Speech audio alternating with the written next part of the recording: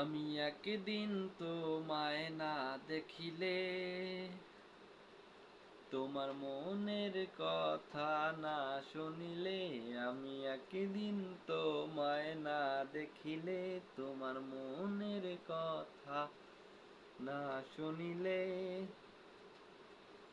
So viewers, কেমন আছেন সবাই? আশা করতেছি সবাই লুকিং লাইক গুড, অর্থাৎ ভালোই আছেন।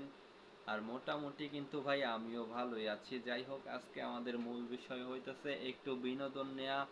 লাইফে সবারই স্ট্রাগল থাকে এবং ওইটাকে কিন্তু আপনি চেঞ্জ করতে পারবেন শুধুমাত্র বিনোদনের মাধ্যমে।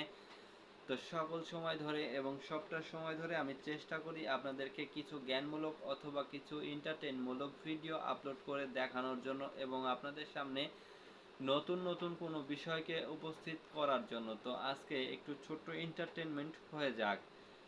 তো একজন মসজিদে একজনকে বলতে শুনেছিলাম, বা একটি বিষয় থেকে আমি এই বিষয়টি খুঁজে পেয়েছি।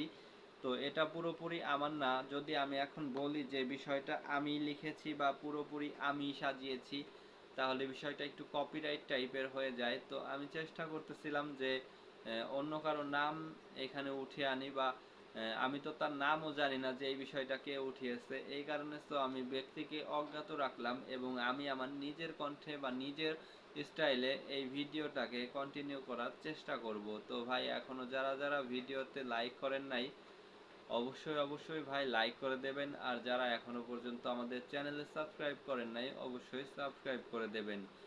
আর যারা যারা আগে থেকে আমাদের এই চ্যানেলের সাথে আছেন, অর্থাৎ আমাদের এই চ্যানেলের লাইক কমেন্ট শেয়ার সব সময় করতে থাকেন, তাদেরকে জানাচ্ছি ভাই অসংখ্য ধন্যবাদ।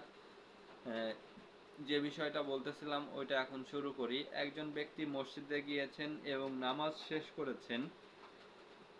তো যেটা বললাম, একজন ব্যক্তি মসজিদে গিয়েছেন এবং নামাজ শেষ করেছেন। তো তারপরে তারা দুই হাত তুলে সকল মিলে দোয়া করা শুরু করেছেন এবং হঠাৎ করে একজন ব্যক্তি বলে উঠলেন, হে আল্লাহ, আমার ব্যবসায় বরকত দান করো। তো তার পিছন থেকে আরো একজন ব্যক্তি হঠাৎ করে উঠে বললেন, কেউই আমিন বইল না। তো সবাই তো অবাক, কেন আমিন বলবো না? তো জিজ্ঞাসা করা হলো ওই ব্যক্তিকে যে আপনি কেন বললেন যে আমিন বইল না? তো সেই ব্যক্তি তখন তাদেরকে উত্তর দিল যে যে ব্যক্তি তোমাদের মাঝে দোয়া চাইতেছিল যে আল্লাহ আমার ব্যবসায় বরকত দান করেন, ওই ব্যক্তি একজন কাফন ব্যবসায়ী।